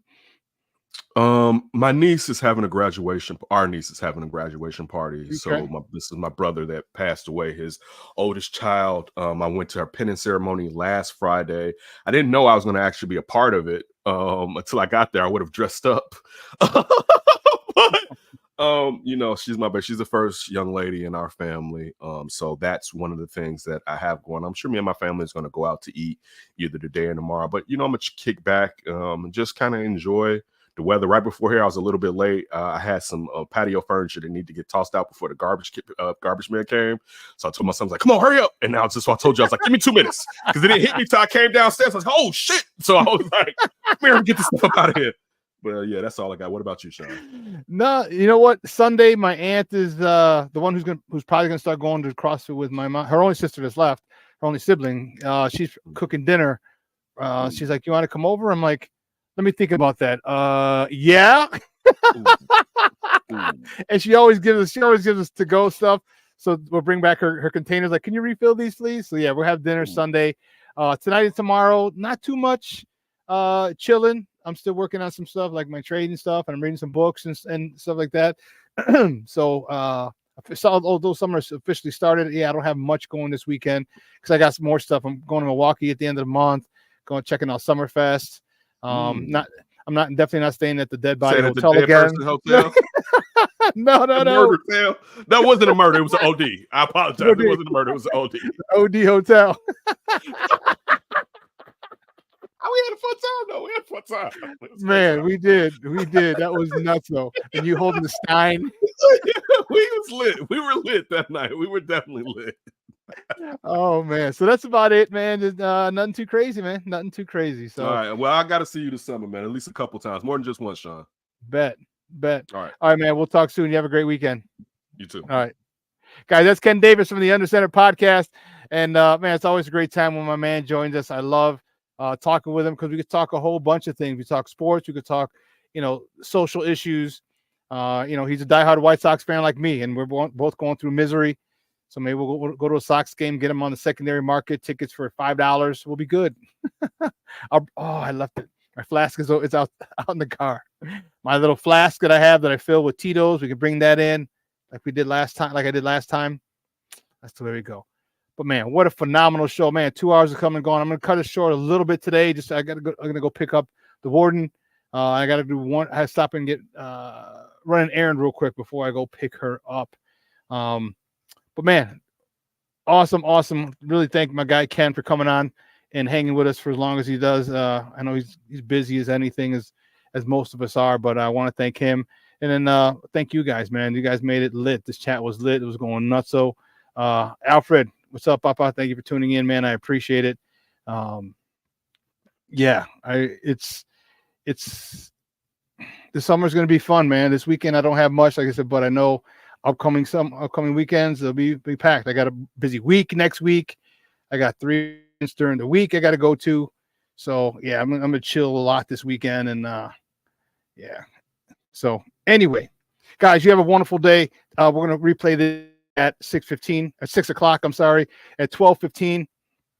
Sydney and Lakina and Second City Sports are going to join you. And they'll take you for another 2-hour ride of Chicago sports. So make sure you tune in there. Smoke Fellas are on tomorrow morning at 11. All right, and then again at 6. So make sure you guys tune in to Sports Zone Chicago. Just watch us on YouTube. Please do it that way, and watch us on the big screen. Just go to YouTube so we get the views. Okay, like, share, and subscribe. Please like, share, and subscribe. The channel. We're growing, and we want to do a lot of cool stuff, and we need your help. All right. So for everyone here at Sports Zone Chicago, Elliot Baez, our executive producer, Clarence Council III, our social media guy, my co-host in absentia, Maya Akai. I'm your boy, the Superback, Shawn Sierra. Guys, have a phenomenal weekend. Sports owners, I love you. I appreciate the love and support you guys give me every single Mickey Ficky day. I really, really do.